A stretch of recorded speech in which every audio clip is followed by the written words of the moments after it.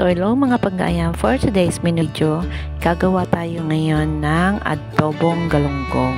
So ayan no, nakita nyo naman, nag-isa na tayo ng sibuyas dyan. Hindi na natin na isa-isa yung ating mga ingredients. At yan, medyo nasusunog ng mga pangga. Ayan, so habang ginigisa natin yung ating sibuyas, syempre nasunog na yung sibuyas. So isunod na natin yung bawang. So ayan, tumatahol yung mga aso, mga pangga. So ayan, yung galunggong natin, ipinrito na natin yun kanina mga pangga, no? So ayan, sinunod natin yung ating luya. Ayan, yung ating luya. Masarap yung luya kasi yung iba hindi naglalagay ng luya. Pero ako nagtry ako maglagay ng luya sa adobong galunggong. Ayan, so halo-halo lang ang gagawin natin dyan mga pangga, no? Habang nasusunog na yung sibuyas, pati yung bawang. Ayan, isunod na natin yung ating kamatis. Ayan, lulutuin natin yung ating kamatis mga pangga. Palalatain natin ito ng bahagya. Tsaka natin isunod yung ating galunggong. Ayan, so napakadali lang ng lulutuin natin for today. Maiksi nga lang itong video na to mga pangga kasi nga napakasimple nga lang ng menu natin sa today. Ayan, so nabubulol, hirap-hirap talagang mag voice over flour. Ayan, voice over flour.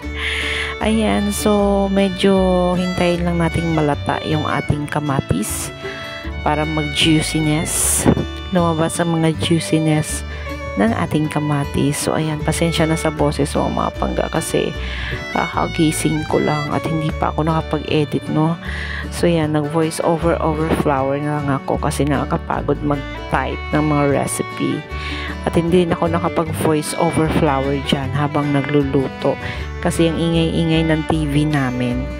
So ayan, medyo nalata-lata na yung ating kamatis. So, hindi ko sure kung kailan ko nilagay yung galunggong dyan. Hintayin na lang natin mga pangga na kung kailan natin ilalagay yung ating galunggong. Ayan. So, halo-halo, habain ng video. Dahil maiksi nga lang tong video na to mga pangga. So, yan. As you can see, yan. Lumabas na yung ating main event, yung ating galunggong. So, hindi ko sure kung 7 piraso yata yung galunggong niya yan. Ayan, depende na lang sa inyo, no? Yung mga ingredients na nilagay natin is, tansyahin nyo na lang kung gaano kadami yung galunggong nyo. So, ayan, nakita nyo naman, pinrito na natin yung ating galunggong bago natin ilagay dyan. So, yan, nilagay na natin. Yung iba, hindi nagluluto ng pinrito na galunggong, kundi fresh pa. So, yan, after nyan, maglagay na tayo ng sandamakmak na paminta. Dahil paminta is life. Ayan. So, pagkatapos din maglagay ng paminta, syempre maglalagay tayo ng pangmalakasan nating magic syrup.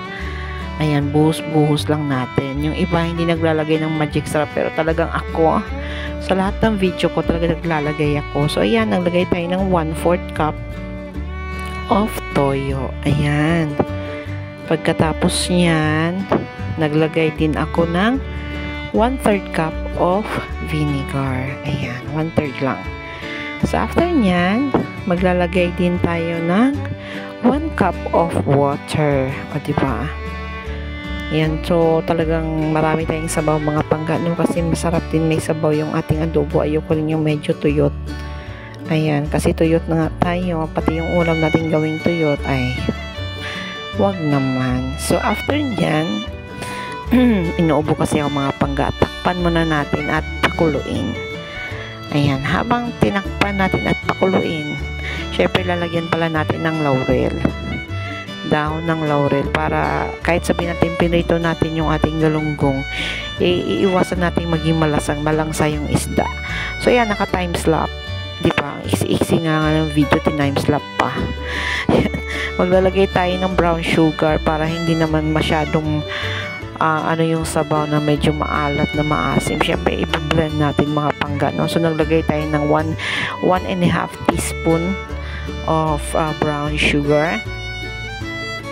Ayan, tinunaw-tunaw muna natin yung ating sugar. Siyempre, titikman natin mga pangga. Baka mamaya, medyo tumamis naman pa. Baka naman hindi na to adobo.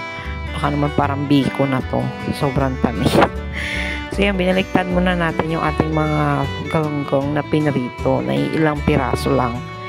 Ayan. Tapos, after nyan, alam ko tatakpan ulit pala namin yan. Tatakpan ko pala. Bakit namin? Ayan. So yan, time lapse again.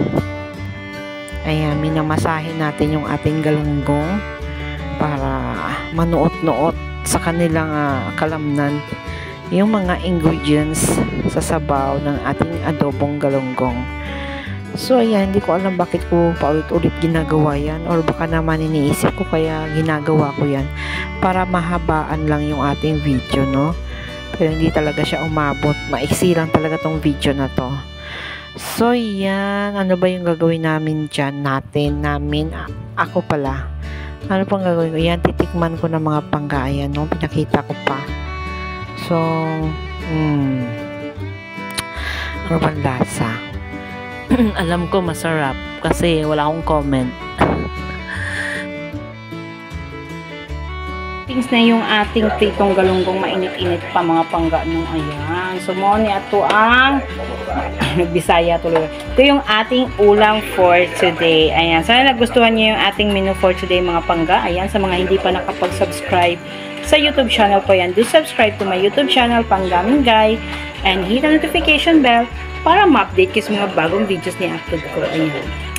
Kain na tayo mga pangga. Thank you for watching!